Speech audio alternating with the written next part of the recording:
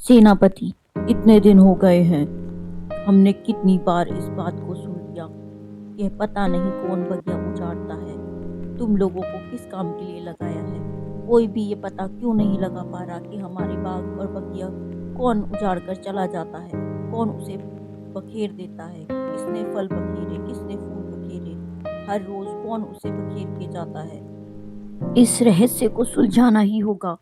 हम जानते हैं तुम लोगों के बस का अब कुछ नहीं है। जाओ और नगर में घोषणा कर दो कि जो कोई भी इस रहस्य को सुलझाएगा और उसे पकड़ कर लाएगा जिसने ये बगिया उजाड़ी है, या फिर इस बगिया को जड़ने से बचाएगा, मैं उसे राजा बना दूंगा और अपनी बेटी की शादी भी उसी से करवाऊंगा। सुनो सुनो सुनो, राजा की तरफ से एक संदेश है।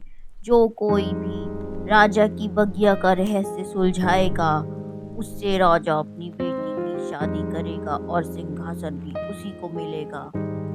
सुनो सुनो सुनो, राजा की बगिया कौन उजाड़ता है, इसका पता लगाने वाले को राजा आने वाले समय में अपना सिंहासन पर बिठाएगा और राजा बनाएगा।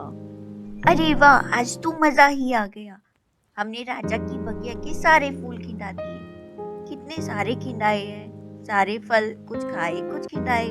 अब हम रोज यहाँ आया करेंगे। दूसरी वाली बगिया को छोड़ देते हैं, यहाँ ज्यादा मजा आया। अरे हाँ हाँ, ये बगिया बहुत सुंदर है, हम यहीं आएंगे। सारी बगिया बहुत सुंदर है, सब में घूमेंगे। अरे हाँ, मजा तो बहुत आया। अब से ये बगिया हमारी हुई। अब हम ही यहाँ पर हर रोज आएंगे और मस्ती करेंगे। हाँ, पर राजा बड़ा चालाक है।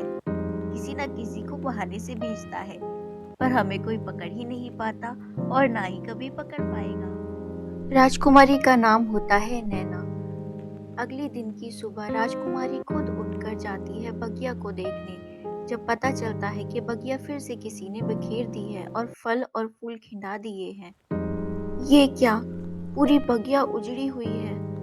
फल खिंडे हुए हैं, फूल खिंडे हुए हैं। पता नहीं किसने ये पूरी तरह उजाड़ दी है। ये पूरी बगिया कितनी सुंदर है और ये पूरी ही बखेर दी है। पता नहीं कौन रात में आता है और पूरी बाग बगीचे उजाड़ जाता है। जब पास के राज्य के राजकुमार तक ये बात पहुंचती है, तो वो राजा से मिलने के लिए आता है उसके राज्य में कि वो इस रहस्य को सुलझा देगा कि राजा की बगिया कौन उजाड़ता है। और वो महल की तरफ जाता है राजा से मिलने के लिए। जब राजकुमार महल पहुंचता है तो उसकी मुलाकात नैना से होती है। नैना बगीचे से महल लौट रही होती है और नैना उसे देखकर उससे पूछती है, आप कौन हैं और कहाँ से आए हैं?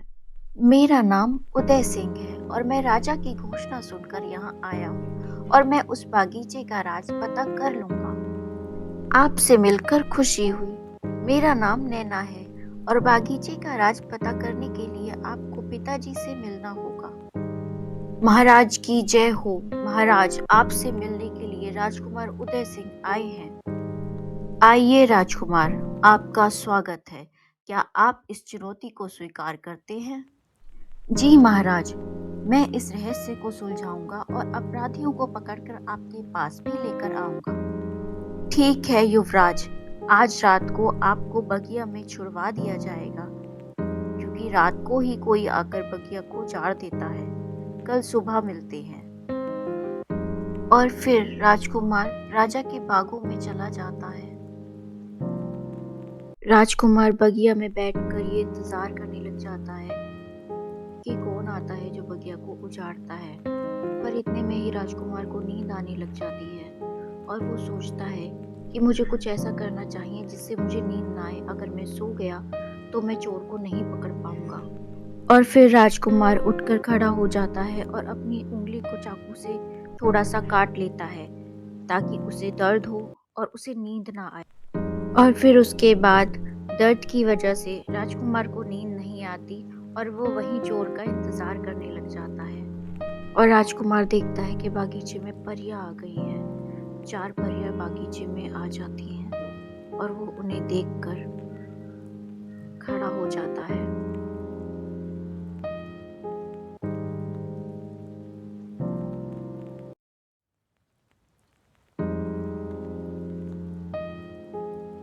और वो उठकर छुप जाता है ताकि परियां उसे देख ना लें। और फिर परियां आसमान से उड़ते उड़ते पूरे बागीचे में घूम रही होती हैं और नीचे राजकुमार उनका पीछा कर रहा होता है और वो बागीचे में फल और फूल जगह जगह खिंडा रही होती और परियां बागीचे में झरने के पास जाकर रुक जाती हैं और आपस में बातें करने लग जाती हैं।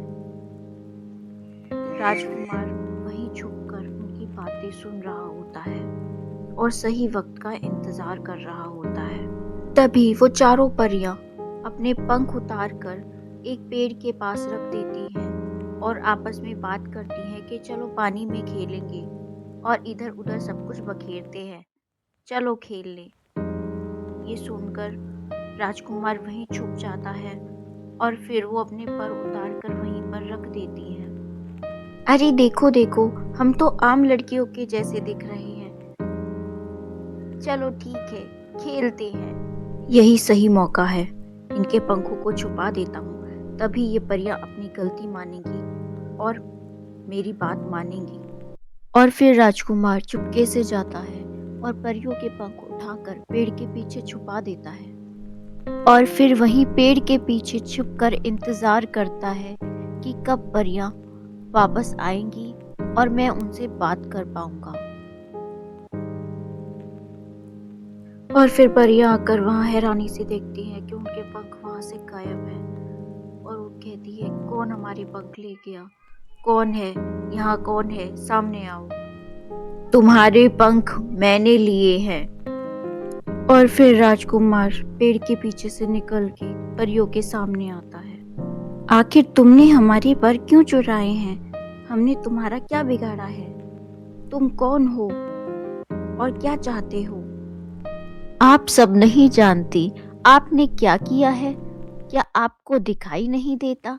आप राजा की बगिया को इस कदर उजाड़ जाती हैं कि सबको इसे देखकर बहुत दुख होता है। जो लोग इस बगिया की देखभाल करते हैं वो कितने दिनों से परेशान हैं। आप सिर्फ अपना खेल और मस्ती के चक्कर में पूरी बगिया को तहस तहस कर जाती हैं। सारे फल खिंडा जाती हैं, फूल खिंडा जाती हैं, जिससे राजा बहुत ही दुखी है। और आप कहती है कि आपने मेरा क्या बिगाड़ा है? आपने बहुत से लोगों को दुख पहुंचाया है और अब मैं यहाँ इसीलिए आया हूँ ताकि मैं आपको पकड़कर राजा के पास ले जा सकूं। आपको मेरे साथ राजा के पास चलना होगा, तभी मैं आपके पर वापस करूंगा। हमें नहीं पता था, तुम बस हमें हमारे पर वापस कर दो, हम यहाँ से चले जाएंगे और फिर वापस लौटकर इस बाग और बगीचे में नहीं आएंगे और ना ही इसे बखेरेंगे। बस तुम हमारे पर हमें वापस कर दो। तुमने क्या मुझे पागल समझा है? अगर मैं तुम्हें यहाँ से जाने दूं, तुम्हारे पर लौटा दूं, तो तुम तो उड़ जाओगी और मेरे हाथ ही नहीं आओगी। फिर मैं राजा को क्या जवाब दूंगा कि कौन चोर था, किसने बगीचा उजाड़ा, कौन गुनहगार है? मैं किसको पकड़कर राजा के पास ले जाऊंगा? क्या मुझे इतना बेवकूफ समझा है? मैं तुम्हारे पर जब ही लौटाऊंगा जब तुम राजा के पास मेरे साथ चलोगी और उससे माफी मांगोगी और फिर कभी ना आने का वादा करोगी, तभी तुम्हारे पर वापस किए जाएंगे। माफ करना, ठीक हमें ये सब हम सबको तुम्हारी बातें मंजूर हम है अपनी गलती और हम मानते अभी हैं। तुम्हारे हम साथ अपने चलते परों हैं। के बस बिना तुम हमें कुछ भी हमारे नहीं पर है। लौटा दो। तुम हमें हमारे पर लौटा दो, हम राजा से माफी मांग लेंगे और फिर कभी भी इस बगिया में नहीं आएंगे, हम वादा करते हैं। ठीक है, तुम अभी मेरे साथ राजा के पास चलो और राजा के पास जाकर उससे माफी मांगो। ये बात साबित हो जाएगी कि अब तक बगिया तुमने ही उजाड़ी है और अब तुम आगे से ऐसा नहीं करोगी। परियों की बात सुनकर राजकुमार समझ जाता है कि परी सिर्फ अपना पंख चाहती हैं और उसके बाद वो यहाँ फिर कभी नहीं आएंगी। इस बात का राजकुमार को यकीन हो जाता है और वो फिर परियों को लेकर वहां से महल की तरफ चल देता है। राजकुमार परियों को लेकर महल पहुंचता है और राजा के आने पर वो राजा से कहता है, महाराज, आपकी अपराधी ये परियां हैं और अब इन्हें अपनी गलती का एहसास है, तो आप इन्हें क्षमा कर दीजिए और अब ये वादा भी कर चुकी हैं कि ये दोबारा आपकी बगिया उजाड़ने नहीं आएंगी। राजकुमार की बातें सुनने के बाद राजा खुश हो जाता है और परियों को माफ कर देता है और फिर राजकुमार परियों के पर उन्हें लौटा देता है और परियां खुश होकर वहां से चली जाती। परियों के जाने के बाद राजा अपनी बेटी को वहां बुलाता है। राजकुमारी वहां आती है और उसे राजकुमार से मिलवाता है और उनकी शादी की घोषणा करता है और राजकुमार को अपने राज्य का होने वाला राजा भी घोषित करता है। अगर स्टोरी पसंद आई तो वीडियो को लाइक और चैनल को सब्सक्राइब करके जाएं। तब तक के लिए बाय बाय, मिलते हैं अगली वीडियो